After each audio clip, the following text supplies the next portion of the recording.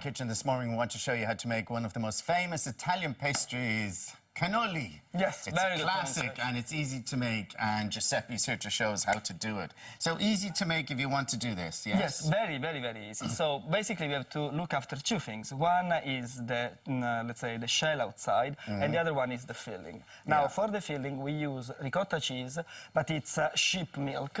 So all I'm asking you is to sieve it. To what? Sieve, like... sieve it? Yes, I like you helping me in the kitchen. To sieve, I'm sieving. Yes, very good. And at the same time, we are going to... Oh, I'm just getting the milk out of this. Well, basically, just go around the walls. I have some done already. I wasn't sure I could trust you completely. All right, so, fair enough. in the meantime, we do the shell. And for that, we have 0,0 flour. To that, we add just the sugar, okay?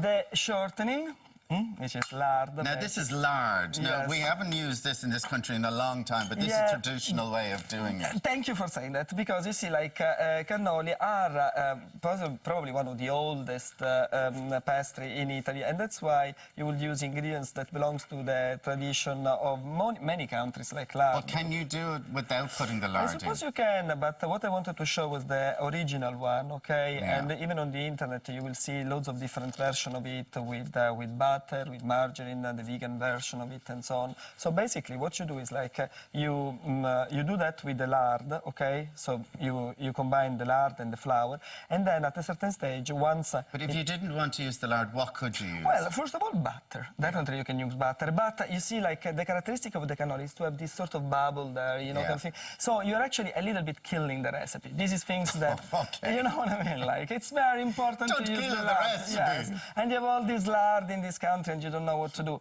Oh, to that we add 1 egg, okay, and then you can use vinegar, marsala wine, or just white wine, okay. So this is basically the. This is the pecorino. Yes, this is the pecorino one that you can find in Pinocchio, because you see, like you can use either wine or vinegar for the shell. Oh, I'd much prefer to use the wine. Very good, very good. So not so much the lard, but definitely the wine. Yes. Okay. So we're finding some compromises here. And basically what you do is like you keep on adding the wine till you get the right texture, okay? And you will find it's a very easy dough to work with, to be honest with you. And obviously you have to let it rest for quite a... Oh, you think you finished your job? Sorry, okay. So Okay. you get to a dough like you have here. Well, okay. Yeah. So that's your way to say. Because you'll be a while doing that. Yeah, because you have to work with it a little bit, but you will find that the dough itself is not sticky at all, and if you let it rest for a while, then it will release the gluten, and this is the shiny dough that you get. Now, just one thing, if you can just collect the ricotta from the outside and put it down, and we're going to mix the filling just with 2 ingredients, which are chocolate and Put it down where, icing into sugar. this? Yes. Chocolate and icing sugar according to your liking. Now, if you want to learn how to do that without rushing, you can come to Pinocchio restaurant in Temple Bar. Okay. And I'll teach you. So in this case, what you do, can you see that it's very easy to work with and you can flatten it? Then in this case, I'm using the machine just because I want it to be very thin, but you can do it even with a normal rolling pin. And then what you do is, let's say that we do it twice because we want quite thin. You have to fry it. Now, since we're making shells, we need these, okay?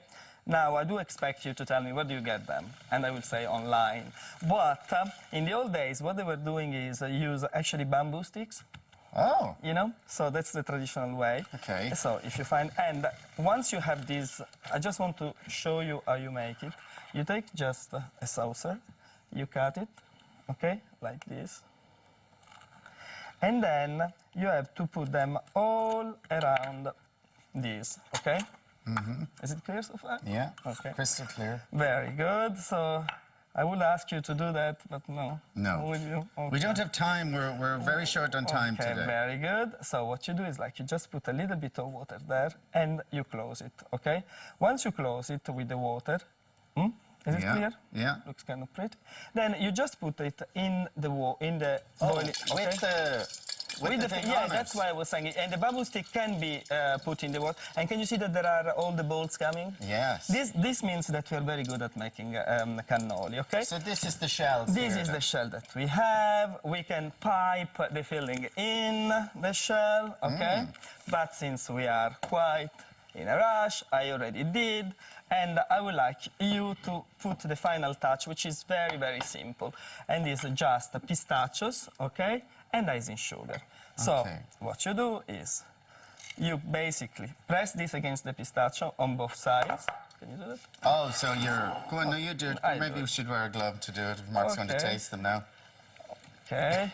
He was wearing a glove. He was wearing a glove, yeah. Thank you, thank you. And the reason you use lard is because this pastry is actually meant to be quite hard. If you use butter, it becomes soft and flaky. Yeah, that's completely true. And What do you do with the chocolate? Basically, this is what I was saying about the filling. The filling that we have here and Oh, the you piping could is put just the a chocolate ricotta into cheese, this. you know, and I said that you can actually decide in terms of the proportions of that.